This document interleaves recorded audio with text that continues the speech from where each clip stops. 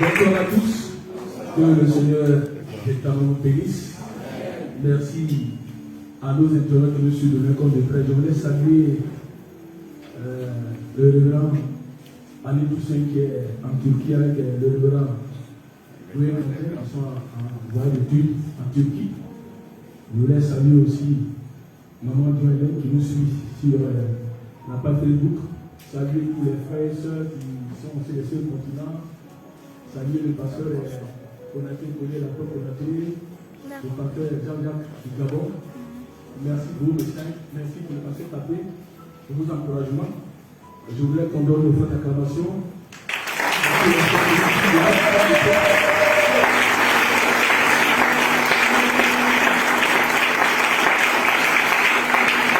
Sinaï, pour ceux qui ont le carnet, à la page 5, Sinaï est un lieu de désert pour le face-à-face avec Dieu.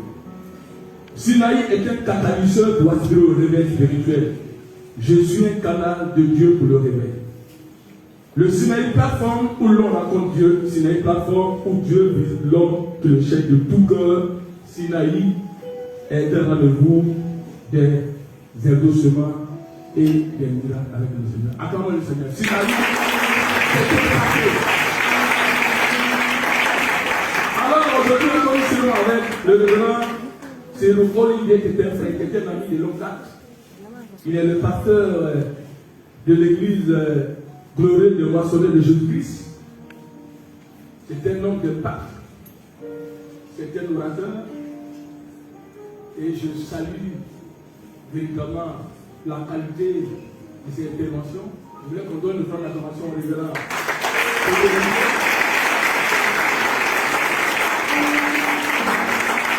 Ce soir encore, c'est mardi. Les signes du sommeil spirituel. C'est ce qui fera l'objet de notre réflexion ce soir. Et après la communication, il sera aidé par notre guerrier, l'ancien Kim Chrétien, qui hier a réuni toute la salle, parce que c'est un homme de prière. Je voulais qu'on acclame le nom de Dieu.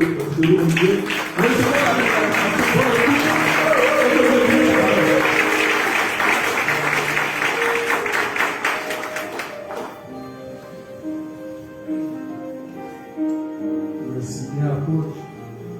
Que Dieu te bénisse. Les présentations sont en train de dire avançons. On ne recule pas, on avance. Que Dieu vous bénisse. Amen.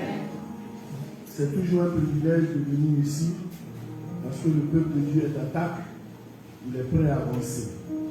Que le Seigneur vous bénisse. Vous êtes les bien-aimés du Seigneur et je souhaiterais que vous vous ovationniez pour nous.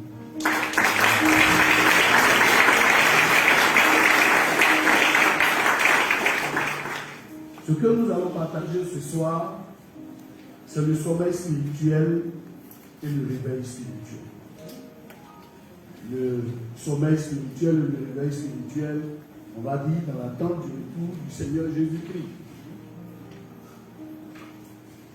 Seigneur notre Dieu, notre Père, merci pour cette occasion de proclamer ton nom, de proclamer ta grandeur, ta puissance. Ces hommes et ces femmes sont venus pour t'entendre et pour te voir, manifester ta bonté, ta fidélité à leur égard.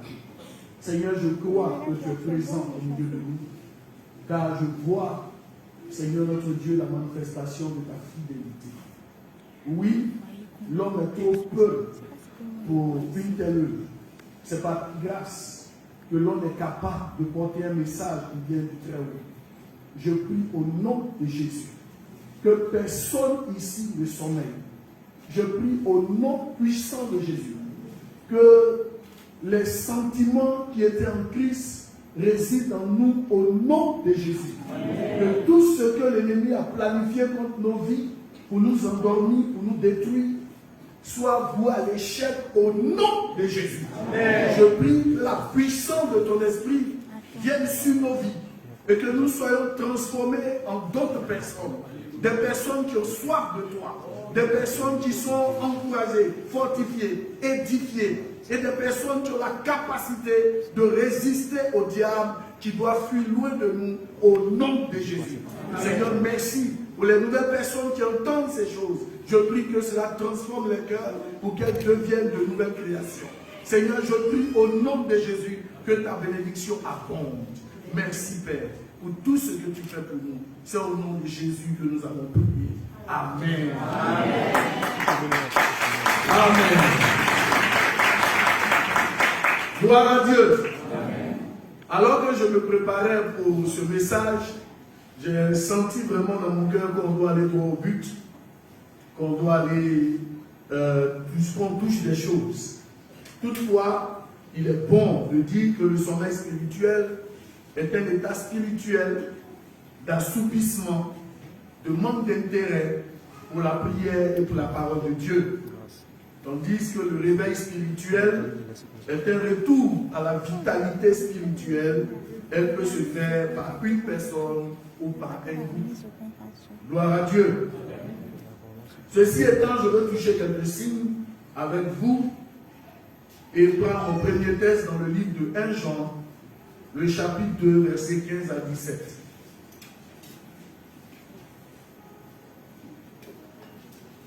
1 Jean, chapitre 2, versets 15 à 17.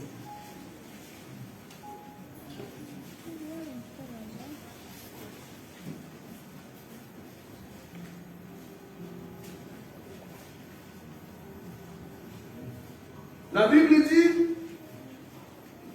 n'aimez point le monde, ni les choses qui sont dans le monde. Si quelqu'un aime le monde, l'amour du Père n'est point en lui. Verset 16. Car tout ce qui est dans le monde, la convoitise de la chair, la convoitise des yeux et l'orgueil de la vie, ne viennent point du Père, mais vient du monde. Et le monde passe, et sa convoitise aussi.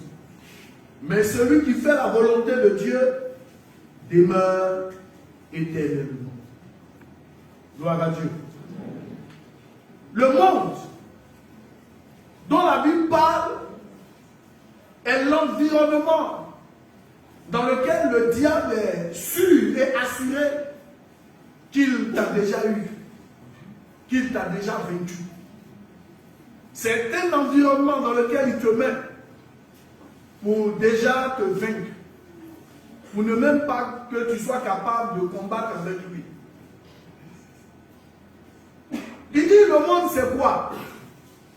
Il dit c'est la convoitise de la chair, c'est-à-dire la volonté de satisfaire notre homme corrompu.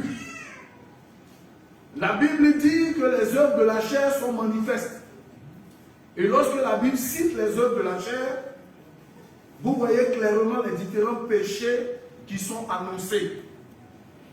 Et la Bible dit, si quelqu'un veut satisfaire ses péchés, celui-là, il s'est laissé à la convoitise de la chair.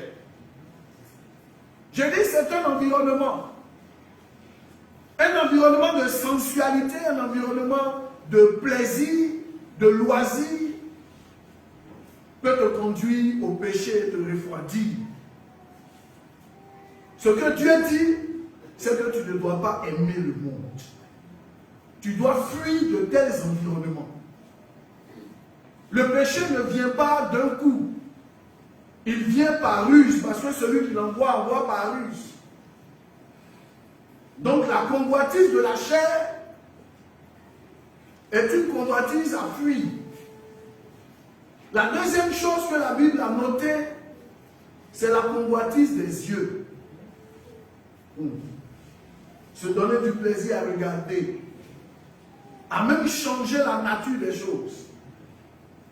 La première personne qui a fait ça, c'est notre ancêtre Ève. La Bible dit qu'elle a vu que le fruit interdit était agréable à la vue. Ce que Dieu a dit, tu ne manges pas.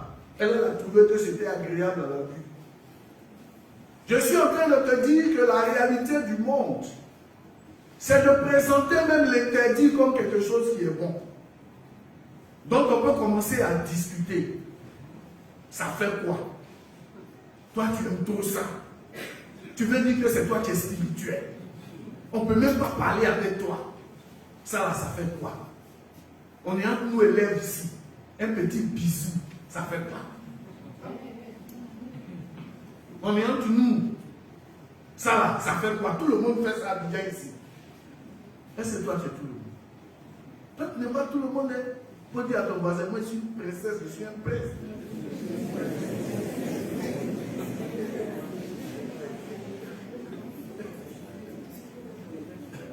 C'est quelqu'un qui ne se connaît pas, là. C'est lui qui rentre dans des choses comme ça. Ça fait quoi? Ça, là, tout le monde fait. Moi, là, je ne suis pas tout le monde. J'attends quelqu'un, il m'a dit, viens. C'est lui que j'attends ici. Je ne suis pas dans ça. Il faut prendre un verre. Nous, quand on est rentré à l'église, on nous a dit que la boisson, là, c'est la débauche. Je ne sais pas si c'est la même chose qu'on dit aujourd'hui. C'est la débauche. Donc tu t'en vas, ou tu t'en vas, soit c'est anniversaire, le gars il prend son vin, ou il prend sa bière, ou je ne sais pas où. Moi je m'en ça à côté. Ah oui, souvent on est des pasteurs. Et il y a des pasteurs qui disent, Seigneur, je veux. Sur la table, on dépend le vin.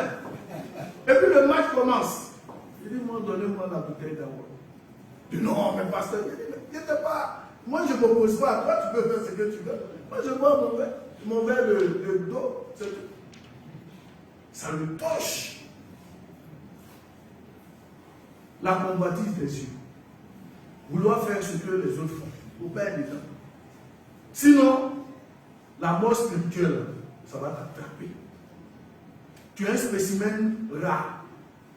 Tu es quelqu'un d'exceptionnel. Il faut savoir qui tu es. Il faut savoir qui tu es. Il ne faut pas te mélanger aux gens.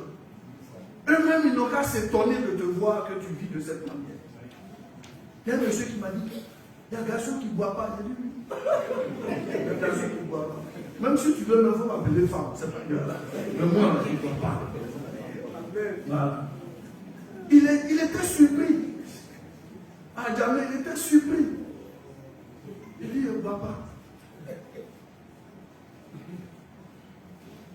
Quand on voit que les choses importantes, sacrées, commencent à être désacralisées, il faut quitter là-bas.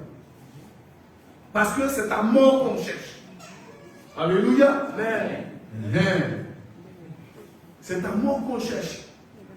Quand on tire à balles réelles, on tire, qu'est-ce qu'on attend que tu dois faire? Si vous attendez un mortier, tir de mortier, boum! Quelle est la réaction des gens? Hein? Couchez-vous. Couchez-vous. C'est comme ça on fait. On se couche. Il ne faut pas que la balle me touche. C'est pas vrai? Mais il y a d'autres, quand on tire, ils courent pour aller voir où on tire. Le monde tire comme ça. Il ne faut pas aller là-bas. Il faut te coucher. La balle passe et puis tu tombes. Alléluia. L'orgueil de la vie. Reposer sa joie, sa force sur la gloire de ce monde. Tu me connais? C'est moi. Tu vois les maisons là? C'est moi. Tu vois la façon de faire là? C'est moi. Funérailles, c'est pas la peine. Moi-même, je gère. Commencez à chanter mon nom. L'orgueil de la vie. Votre vie ne doit pas reposer sur votre force. Votre vie doit reposer sur la gloire de qui? De Christ. La gloire de Christ. Si Dieu veut, on verra ce qu'on va faire. Nous chercherons l'Éternel jusqu'à ce que nous le trouvions. L'amour du monde refroidit quiconque. Celui qui aime le monde, qui aime même la mode, qui marche en fonction de la mode, il se refroidit. Il ne peut pas suivre le maître. N'aimez point le monde, ni les choses qui sont dans le monde. Il y a des gens qui vont se moquer de vous parce qu'ils sont dans le monde et ils souhaiteraient que vous soyez comme eux. Mais ce qu'on a toujours vu, c'est que les années suivantes, ils ne sont plus capables de prier. Ils disent qu'ils sont chrétiens, mais ils ne sont plus capables de chercher Dieu. Ils ont des maladies que les chrétiens n'ont pas. Gloire à Jésus. Amen. Ne pas aimer le monde, c'est une grâce et un privilège. Parce que si tu n'aimes pas le monde, tu es au-dessus du monde. Amen. Et l'amour de Dieu pour toi est correct. Et c'est là que la puissance de la prière et les miracles viennent dans ta vie. Parce que Dieu sait que tu es mobilisé pour lui. Et lui, il est aussi prêt pour toi. Ne pas aimer le monde. Moi, je l'ai retenu comme un critère. Un signe qui peut emmener quelqu'un à dormir spirituellement et à ne pas être en éveil. Si donc tu n'aimes pas le monde, tu demeureras en éveil, quelles que soient les circonstances et quels que soient les temps. Le monde passe et sa convoitise aussi. Nous, on cherche les choses éternelles. Et les choses éternelles sont des choses qui durent. Le chrétien même qui aime le monde, qui n'aime pas le monde, pardon, il est quelqu'un qui aime acheter des choses qui durent. Quand il paye chaussures, ça dure des années. Oui. Il sait ce qu'il achète. Dieu le rend sage. Je voudrais aborder mon deuxième point. Les signes. Le deuxième signe. Ne pas avoir d'engouement pour les choses de Dieu. Et là, je vais commencer par une histoire que vous connaissez. 2 Samuel, chapitre 11, versets 1 à 4.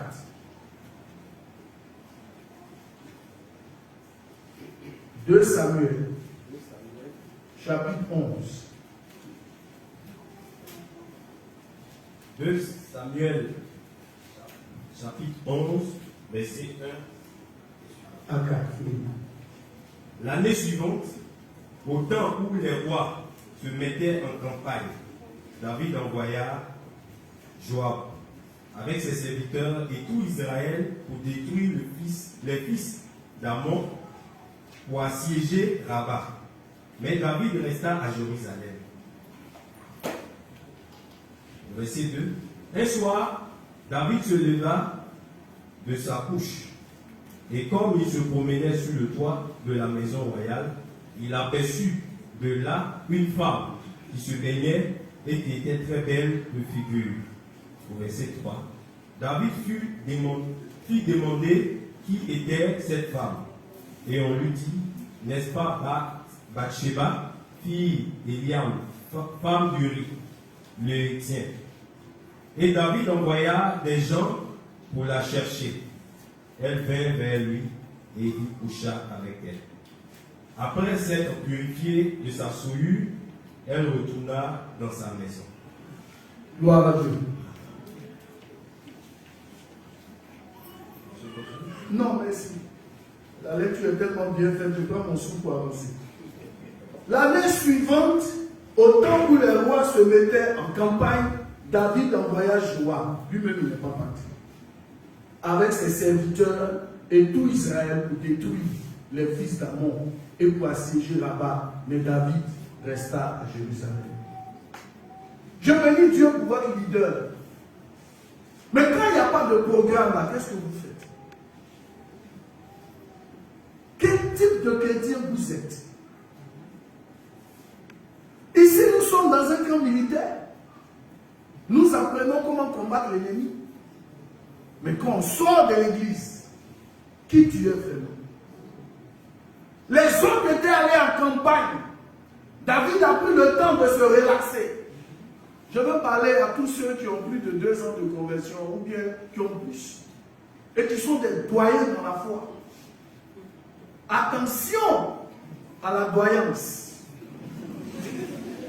Attention à la retraite dans l'œuvre de Dieu. Attention. Plus tu as des années, il faut travailler. Il ne faut pas abandonner le champ de combat. Il ne faut pas te donner de repos. David s'est prélassé. Il est resté. Ça peut ressembler à un frère. Oh, lui, je connais. En 1900, quand on prêchait tel message, c'est toi, tu étais là. Nous, on a écouté les grands messages du révérend Dion. C'est pas maintenant, là, on va se battre pour aller à l'église. Aïe! Et le zèle a refroidi. David est resté là. Et au milieu de la nuit, on y faisait soir, non? David se leva de sa couche. Et comme il se promenait sur le toit de la maison royale, il aperçut de là une femme qui se baignait et qui était très belle de figure. Le soir, là, David a vu son visage et il a vu qu'elle était très belle le soir.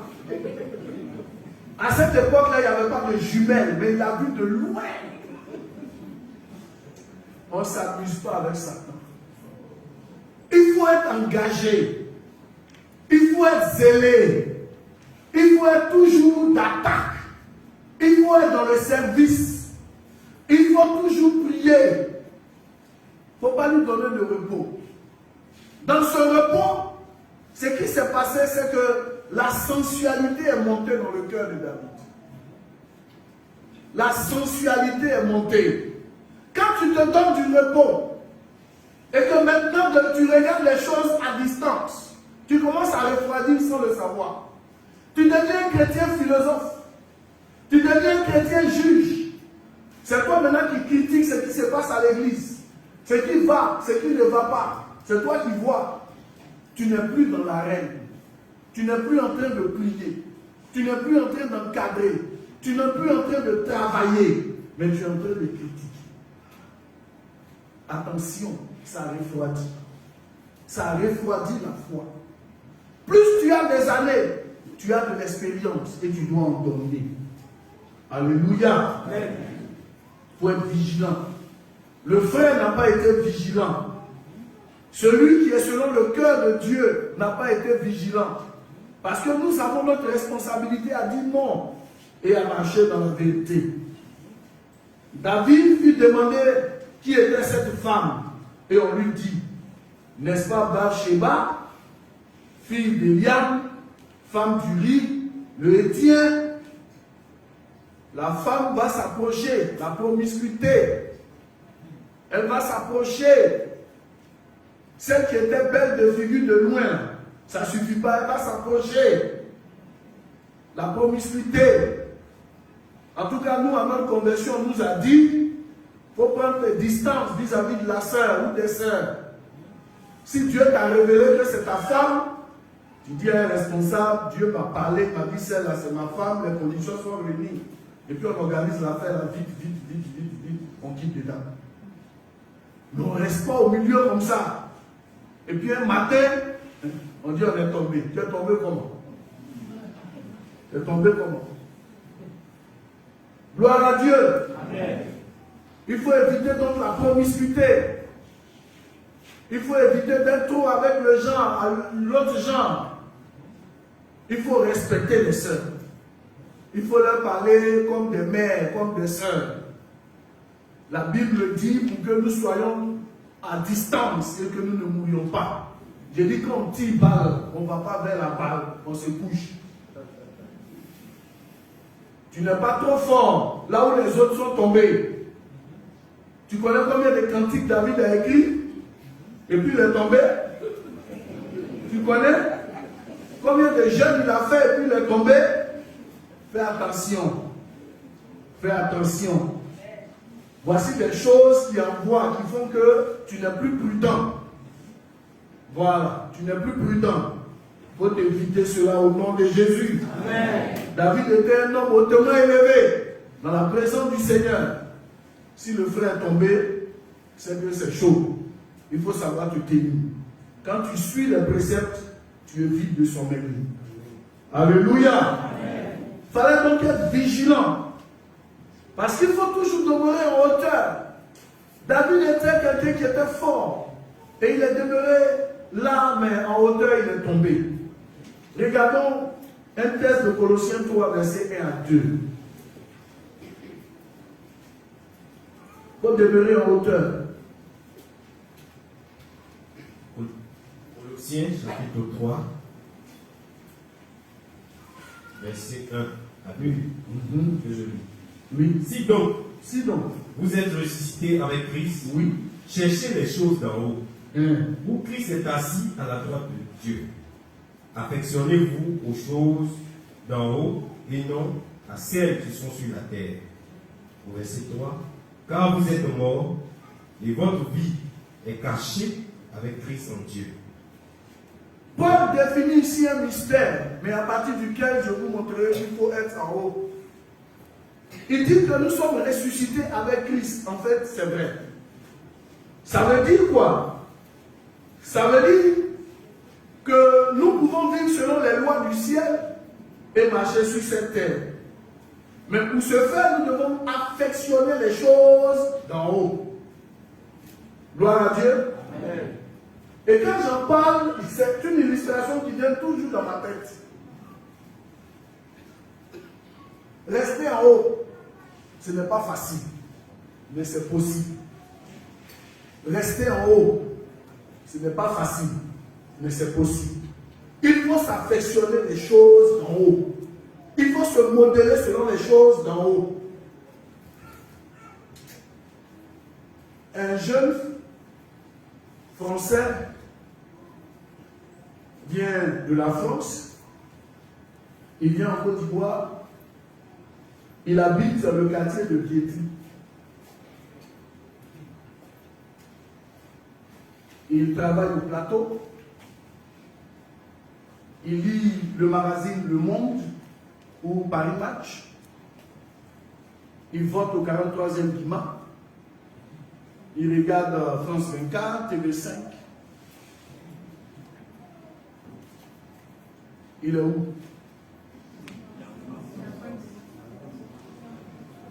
Il est où? Je dis, il habite à Biétry. Il mange salade. Il est où? Je dis, il veut voter, il va au 43e Bima. Il est où? Vous êtes sûr? Un jour, il prend la route, il va vers Yopougon. Il arrive à Yopougon. Il rencontre une sœur, Josette, ou Adjoa. Et il a fait un maquis. Il est où? Il est arrivé, non? C'est ça. Il ne faut pas descendre. Quand il était au 43e Bima où il votait, il était sur le territoire ivoirien. Mais à cause de son comportement et de sa façon de vivre, on le voyait toujours en France. Bien-aimé, tu es dans l'éternité avec le Seigneur. Quoi qu'étant sur la terre ici, tu es en haut. Tu n'es pas en bas. Les gens avec lesquels tu marches, ils sont en bas. Ils ne savent pas qu'ils sont en bas. Mais toi, tu sais qui tu es. Si tu descends, hey, et puis tu arrives à Bobo, et puis tu rentres dans un des restaurants, ou bien tu rentres dans un gloglo, les gens vont dire que tu es arrivé. Et c'est là que le diable attrape les gens. C'est comme ça que Satan vous attrape. Si tu es en haut, Satan ne peut pas t'attraper. Il ne peut pas te toucher. Il ne peut pas te maudire. Mais si tu descends, si tu t'affectionnes les choses d'en bas, si tu aimes les calomnies, tu aimes le péché, tu aimes l'iniquité, tu aimes l'impudicité, si tu aimes cet environnement-là, qu'est-ce que Satan fait? Il t'attrape. Pourquoi? Parce que tu es descendu. Le sage dit dans le livre de Proverbes, en vain mettons le filet devant ce qui a des ailes. Ça veut dire que si tu te comportes comme un enfant qui est d'en haut, il va balancer son filet. Oh, tu te moques de ça, tu dis ça, c'est pas ça. Ça, c'est rien du tout. Je dis, il y a chrétiens que sorciers mangent, et puis il y a chrétiens que sorciers ne mangent pas.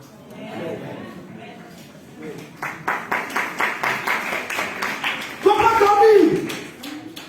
Faut pas descendre. vois des choses d'en haut. Ce qui est ici, là, ce sont les choses d'en haut. Quand tu es au travail, quoi que tes collègues soient là, tu es un homme d'en haut. Il y a des causeries dans lesquelles tu n'es pas haut. Parce que ça, ce sont les gens d'en bas. Il y a des choses pour lesquelles on ne peut pas t'inviter. Parce que c'est pour les choses des gens d'en bas. Dis à ton collègue. En fait, du coup, tu m'as invité là. Je ne pouvais pas y aller. Parce que c'est des petites choses. Ce n'est pas pour te parler mal, hein, mais j'attends quelqu'un qui doit venir. Amen. Amen. Tu es dehors. Tu es dehors. Je me permets de te dire que tu dois être vigilant, sans être violent. Parce que tu sais qui tu es, c'est suffisant. Tu sais qui tu es. Je dis tu es d'en haut. Tu marches selon les lois qui sont les plus élevées. Les lois de l'honnêteté, les lois de la gloire, les lois de la victoire, les lois de la paix, les lois de l'amour. Tu es d'en haut, tu ne descends pas. Pourquoi tu veux descendre? Si tu trouves un frère qui descend et qui marche dans l'impureté, toi-même, il n'a même pas besoin de venir voir le pasteur. Tu dis, frère, tu sais d'où nous sommes et comment nous sommes arrivés ici. Pourquoi veux-tu marcher dans de telles choses? Réponds-toi. Et puis sors de là. Viens que je prie pour toi. Répète après moi. J'étais moi. Maintenant, je suis venu à la vie. Oui. C'est une affaire sérieuse. Où nous devons veiller les uns sur les autres. Nous sommes d'en haut. Nous ne sommes pas d'en bas. Nous sommes ressuscités avec qui? Jésus de Nazareth. C'est de là-bas que nous sommes, papa. Nous ne sommes pas d'en bas. On dit non, sorcier attrapé pied d'un chrétien. Comment toi tu as fait? Tu es descendu à son niveau. C'est pour cela qu'il t'a attrapé. Toi qui es enfant de Dieu, c'est toi qu'on trouve dans des choses comme ça là. C'est pour cela qu'il peut t'attraper. Parce que c'est lui qui est le maître de ça. Gloire à Dieu. Amen. On ne te trouvera pas dans ces choses au nom de Jésus. Amen. C'est pour cela qu'il faut fuir la mauvaise compagnie. Il faut bien noter ça. Les mauvaises compagnies corrompent les bonnes. C'est vrai toujours. Une mauvaise tomate au milieu des tomates, ça corrompt toutes les tomates. C'est comme ça. Il ne faut pas dire non, moi, je ne suis pas comme les autres. Celui-là, c'est un ami, il ne peut rien faire. Il peut faire. Si tu l'écoutes, il va faire beaucoup de choses, des dégâts dans ta famille. Il va faire. Il va faire. Laissez-moi lire un texte qui m'a touché.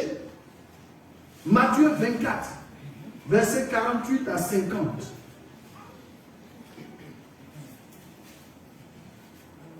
Matthieu 24. Matthieu 24.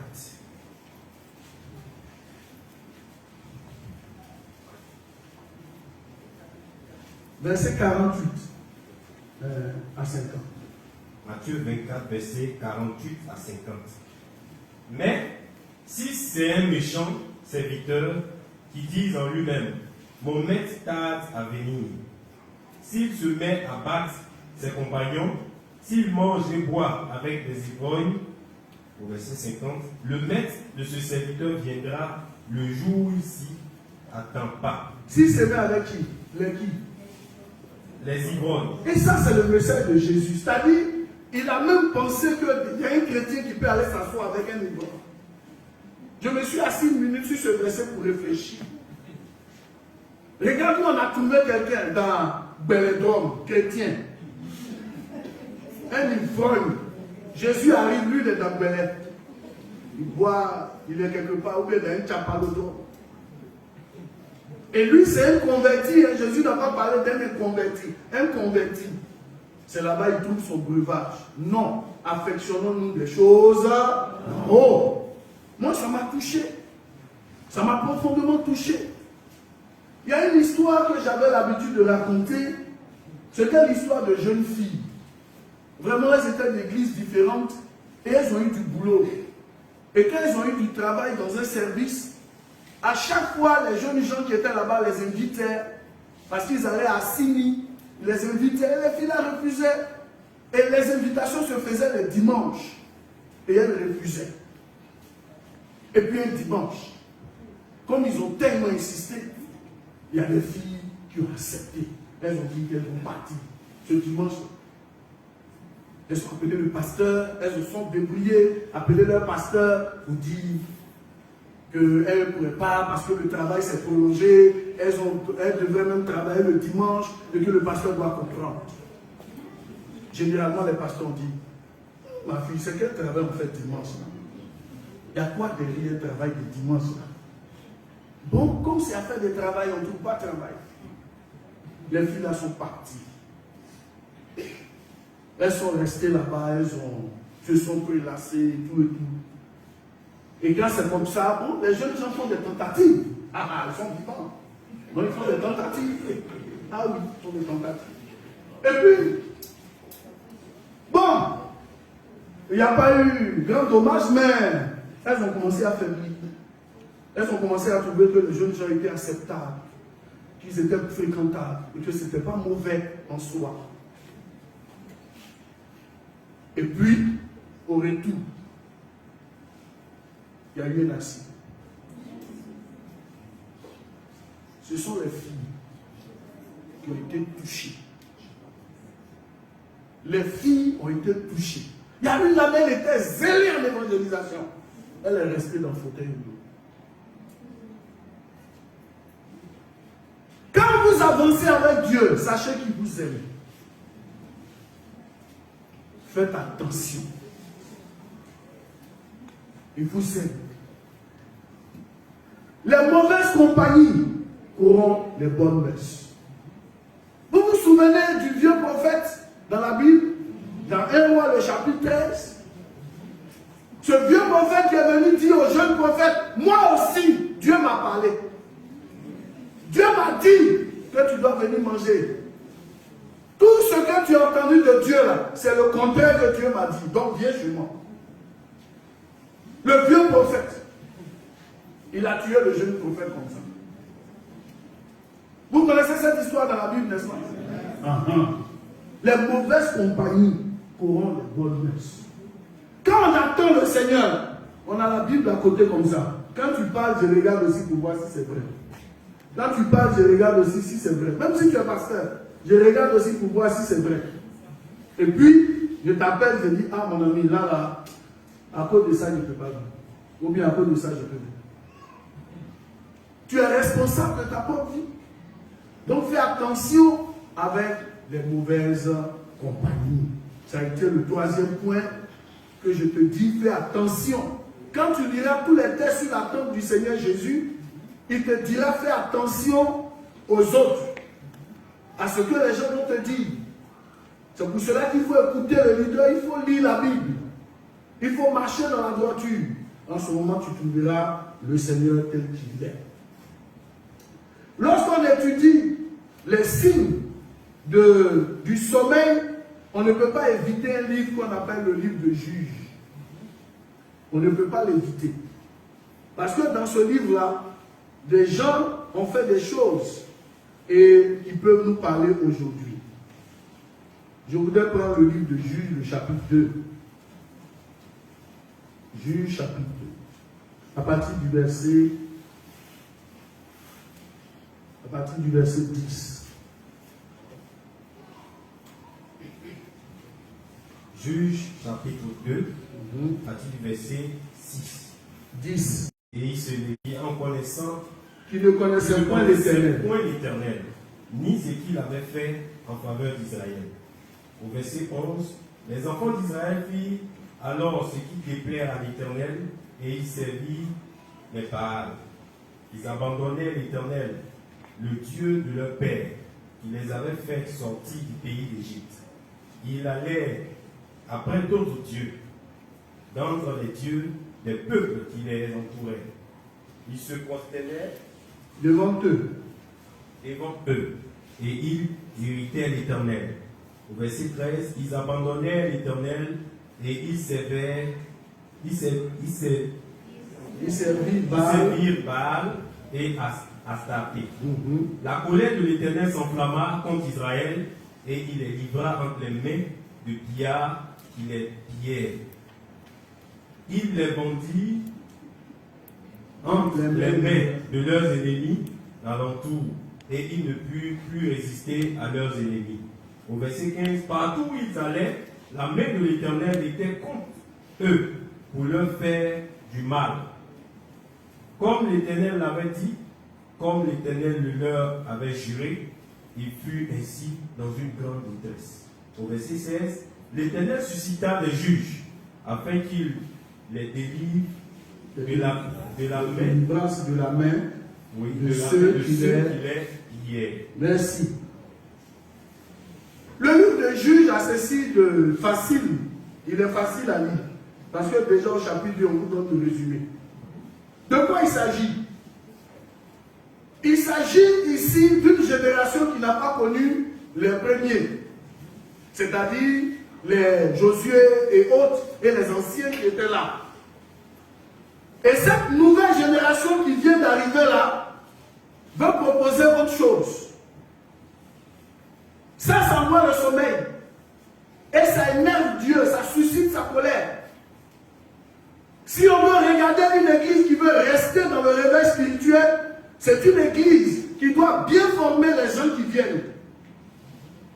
Les disciples qui viennent là, il faut bien les former. La génération qui monte là, il faut bien la former.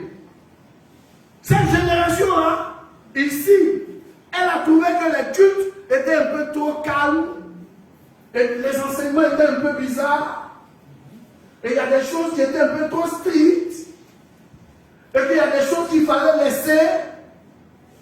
Par exemple, la sous-discipline, il faut laisser ça. Il ne faut pas trop parler, il ne faut pas parler durement. Les temps ont changé. Alors ils se sont tournés vers Baal et Astarté. Parce qu'ils veulent de nouvelles voies. Ils veulent une nouvelle option. Ils veulent une chose nouvelle. Une religion que leurs pères n'ont pas connue. Ils veulent expérimenter leur propre voie. Dans le sommeil spirituel et dans les morts spirituelles des églises, il faut faire attention à la nouvelle génération qui vient. Comment vous-même on vous annoncez l'évangile? Est-ce que les gens ont été légers? Ou bien ils ont été sérieux quand ils vous annonçaient l'évangile? Est-ce qu'aujourd'hui on peut mettre quelqu'un sous discipline? Est-ce qu'on peut? Jeune, on peut vous mettre sous discipline sans que vous ne quittiez l'église? Vous, musical, on peut? Je vous demande, parce que ça envoie le sommeil. Quand la soeur a commis un péché grave, qu'on n'a rien dit, elle dit, ah, non, on peut faire ça. L'autre fait aussi. Dit, ah, maman, toi tu parles sur moi là. Tu vois la soeur qui est là-bas, elle a fait, est-ce que c'est le pasteur a dit?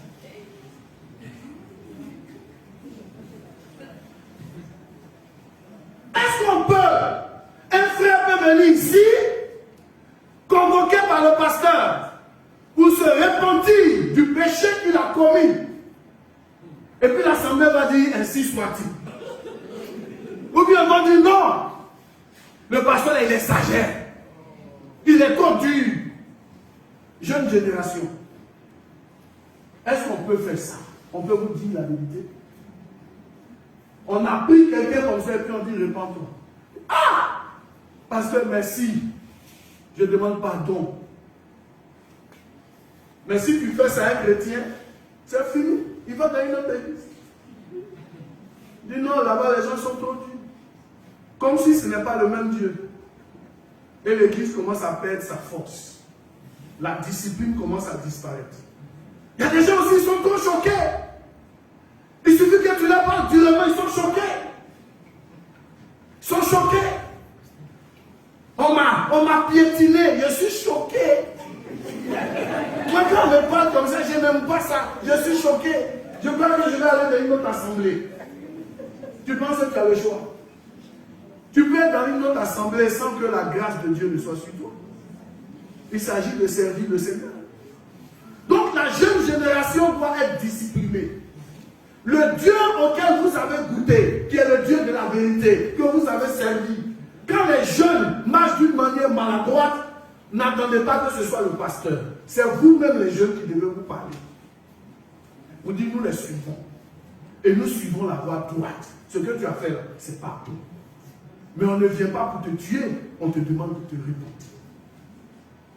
Une église qui se répand, où la repentance est de rigueur, avec l'amour, cette église-là ne tombe pas. Elle ne tombe pas. Elle ne tombe pas. Le diable ne se manifeste pas là-bas. Les guérisons se font. La bénédiction est manifestée. La gloire de Dieu est établie. Et vous êtes hautement élevés. Il n'y a pas de somnolence. Les gens sont vivants. Gloire à Dieu. Amen. Quand la nouvelle génération va et qu'elle tombe, et qu'elle voit qu'elle a suivi un chemin qui est un chemin dangereux, elle revient encore écrire à l'Éternel. Oh Dieu d'Abraham, d'Isaac et de Jacob. Les gens qui n'ont jamais vu, là, écrivent leur nom même. Pour revenir. Mais Dieu ne change pas. C'est vrai que sa sainteté ne change pas. Sa miséricorde aussi ne change pas. Il pardonne. Mais ce que le retour, ce que ça fait, comme ce que le monde vous vole, c'est le temps. Le monde vole le temps. Quand tu as duré dans le monde comme ça te vole ton temps, ça te met sur un mauvais chemin. C'est là-bas que des femmes perdent leur trompe, des jeunes gens, ils perdent leur santé. Plusieurs ont tout perdu, d'autres perdent leur bien, d'autres perdent leur corps, d'autres perdent les choses. C'est le monde qui fait ça. Alors quand tu reviens 7 ans après, tu sais comment tu parles à Dieu. En ce moment, tu as un pied qui est coupé. Seigneur, je te servis avec tout mon cœur. Je te servis avec tout mon être. Oh, je suis là. C'est pour éviter tout ça que la Bible nous donne des restrictions pour marcher.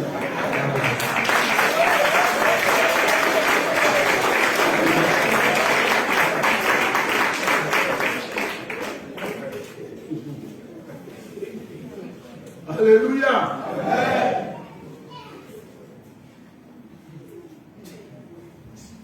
Dans le livre des Juges, il perdait des années. Notamment dans le livre des Juges, je vais dire le chapitre 7. Si vous regardez, c'était aux Madianites, ils avaient été vendus et ils ont perdu 7 ans. À cause de l'idolâtrie. Ils ont perdu 7 années. Chaque fois que quelqu'un se met sous le joug du péché, il perd des années.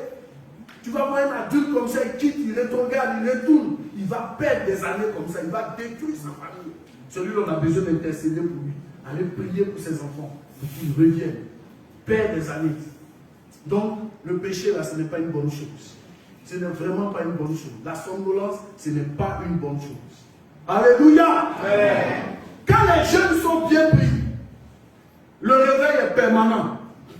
La relève est assurée. Père, parlez à vos enfants. Parlez à vos enfants. Il y a des églises maintenant qui envoient des jeunes qui chantent. Ils sont restés et puis ils chantent Jésus. Nous, on n'est pas dedans. On n'est pas dans ça là. Ce n'est pas ce Jésus-là nous on a connu. On a connu un Jésus de sainteté. Un Jésus de vérité. Quand il y avait nous prêcher l'évangile, ceux qui nous ont prêché l'évangile, ils étaient, quand tu les vois, tu sais que ça là, c'est l'enfant de Dieu qui est venu. Il n'y a pas de mélange. Dans la priorité, il n'y a pas de mélange. On n'a pas besoin de se déguiser. Il ne faut pas travestir le verset de Paul. Il ne faut pas travestir le verset de Paul. Non. Tu n'as pas venu mettre un chemin comme ça et puis dire, voilà, venez, on va louer le Seigneur. Non, papa, quel papa qui fait ça? Nous, on ne connaît pas papa comme ça. Non, non, non. Nous, papa, on a connu là. Quand on l'a connu, dit, répands-toi. Dis, ah, répands-toi. Fini de dire, répands-toi, il te prend comme ça et puis il s'en va. On s'en va, on fait le premier culte. Tam, on tape la main. On loue le Seigneur. Ça là, ça devient cellule. La personne même est étonnée, dit, ah, ma maison là. Dit, papa, c'est comme ça, c'est pour Dieu. Dit, ah, votre affaire de Dieu, ça va vite comme ça. Et puis tes pieds sont régressés. Premier jour la main, tu dis, démon, sort, il sort. Parce que tu t'es repenti. Papa a pris papa à la légère. Gloire à Dieu. Il ne faut pas accepter ces nouveaux dieux qui sont venus là. Il faut les regarder comme ça, à distance. Gloire à Jésus. Amen. Les Baal et Astarté étaient des dieux de sensualité, de choses bizarres. Mais quand ils reviennent au Seigneur, le Seigneur est fidèle. Vous savez, la réalité du réveil spirituel, le réveil spirituel est une affaire de Dieu et une affaire de l'homme. Qu'est-ce que je veux dire? Je veux dire, vous vous souvenez de Anne, de comment Anne a eu Samuel. C'était toujours dans la période des juges. À cette époque-là, Dieu cherchait quelqu'un. Parce que les filles d'Hérode, ils vivaient dans la débauche. Et les terres étaient sombres. Il n'y avait pas la puissance de Dieu, la gloire de Dieu, la crainte de l'Éternel. Dieu cherchait un homme. Ah, ce qui m'a fait pitié, ce qui m'a fait... C'est que Dieu allait chercher un homme et il trouvait un bébé. Samuel. C'est lui que Dieu a trouvé pour apporter le réveil. Je suis en train de te dire que quand l'Église organise un séminaire comme Sinaï, c'est que Dieu veut accoucher des gens qui vont apporter le réveil. L'église là, c'est comme Anne qui cherche à donner naissance à un enfant, à un homme qui va apporter le réveil. Ça peut être toi. Le réveil commence par un homme. Un homme qui connaît la parole de Dieu. Un homme qui a la crainte de Dieu et qui peut orienter le peuple. Regardez tous les réveils qui viennent. Avant que Matthieu ne commence, on a annoncé le nom de Jean-Baptiste, n'est-ce pas? Il annonce une personne. Et puis il annonce maintenant celui qui va envoyer le réveil, Jésus, qui allait envoyer le réveil. Parce que les gens étaient encore endormis et ils annoncent le réveil.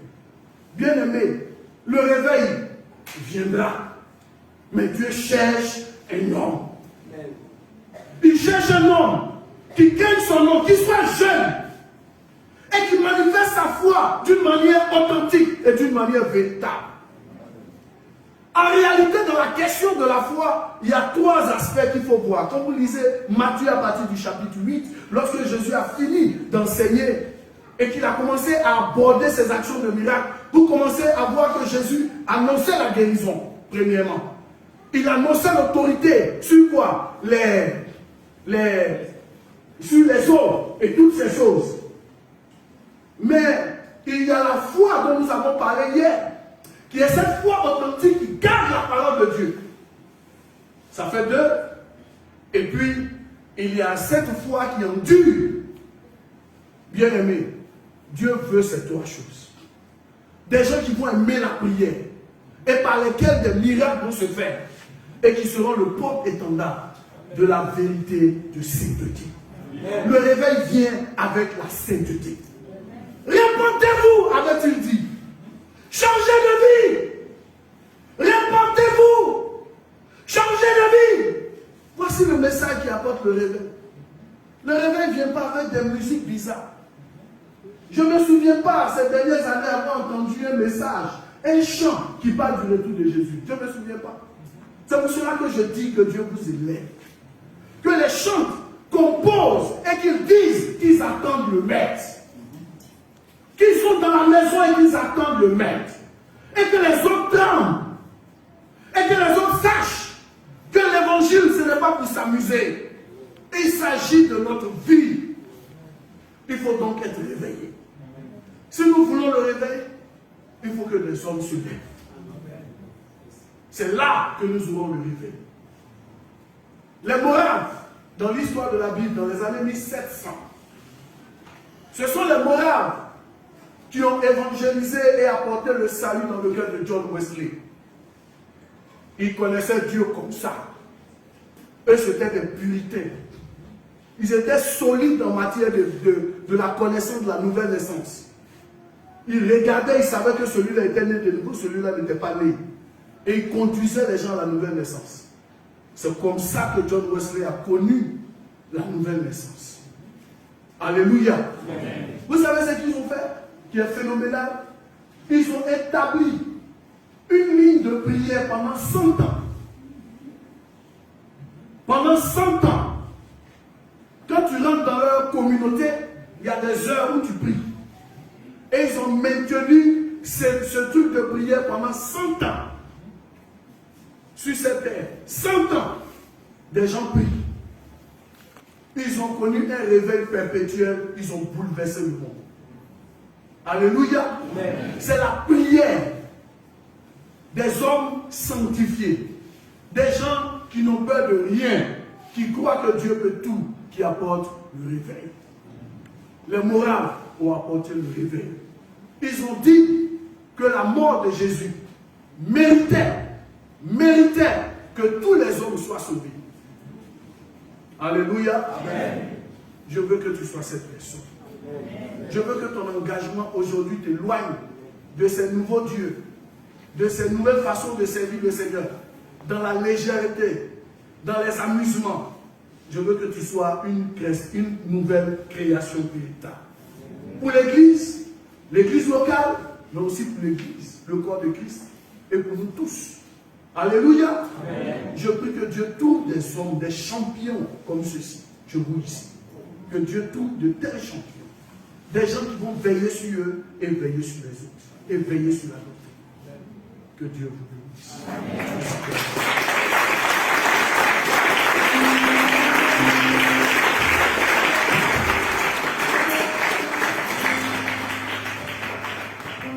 Maranatha. Maranatha. Est-ce qu'on peut acclamer très fort?